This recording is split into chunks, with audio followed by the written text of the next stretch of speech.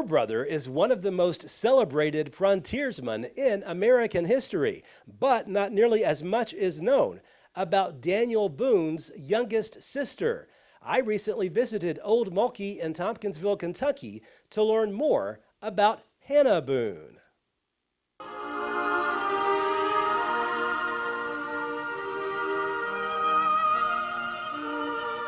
Hannah Boone lies at rest on the cemetery grounds at Old Mulkey State Park. Last week, local officials celebrated Hannah Boone Week on the anniversary of her 275th birthday. We kicked off with a graveside service, and we had some little patriotic singing, and a local historian did some research and presented her history of Miss Hannah's life. And then we flowered her grave, that's what I called it. Allowed visitors that came to that event to place flowers on her grave. And people can do that anytime they want to any of the graves in the cemetery here at Old Mulkey. But that day we put a special emphasis on decorating Miss Hannah's grave. Old Mulkey State Meeting House Historic Site Manager Sheila Rush says Hannah Boone lived a long life that was filled with both happiness and sadness. Miss Hannah was born in 1746 in Pennsylvania. She was of the Quaker faith. Her entire family was, although they would eventually leave the Quaker faith, possibly, but we don't know for sure, so that they could fight in the American Revolution. Her family was very patriotic. They traveled down the East Coast into North Carolina, and as a teenager, Miss Hannah was scalped by Indians.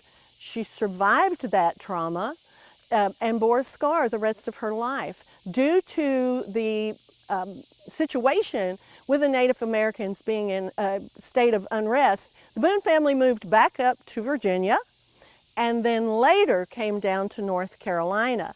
When she was an 18-year-old girl, she met John Stewart, who, like Daniel Boone, was an explorer and a long hunter. They got married when she was 19 years old.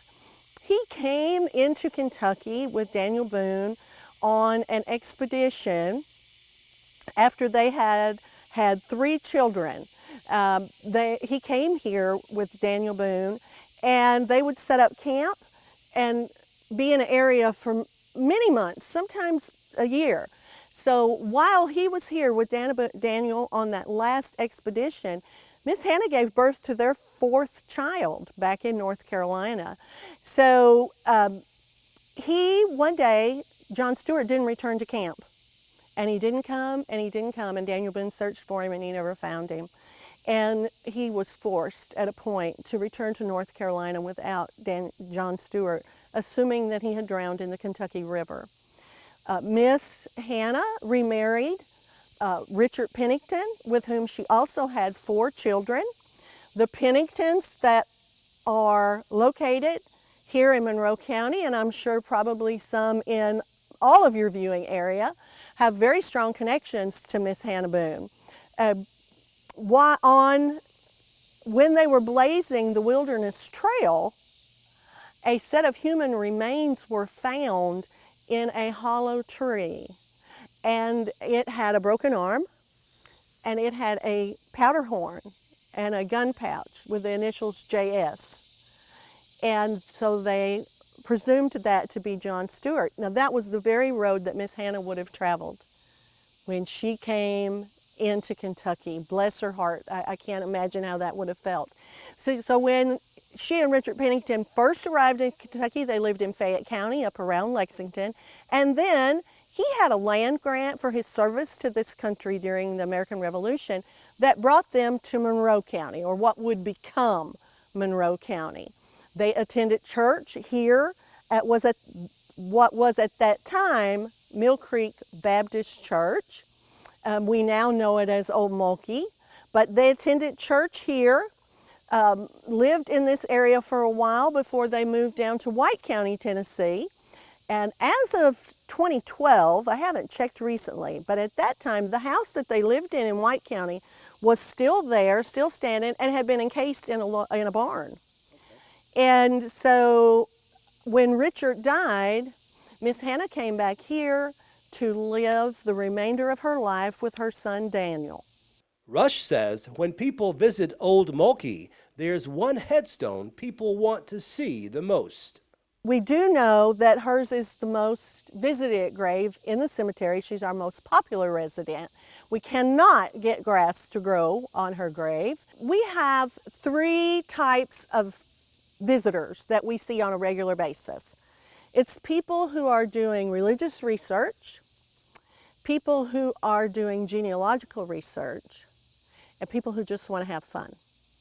And of the families that come here, the connection, the most prominent connection would be the Boones, the Mulkeys, and the Howards. As for Hannah's relationship with her big brother, there really isn't much information historians can share. People often ask me about her and Daniel's relationship, and while I have no concrete proof, I'm going to stand on this fact. Daniel Boone traveled up and down the Cumberland River all the time, and I have to believe that he came sometime or another into Monroe County and had a cup of coffee with his baby sister. You know, he just would have, or at least my ideal of a big brother would have. Hannah Boone outlived her brother by 8 years. Her descendants today still make sure she has flowers each year on her birthday. We may not know what she looked like, but we do know she lived a full life. Reporting from Tompkinsville, Kentucky, Barry Hyatt, NCTV.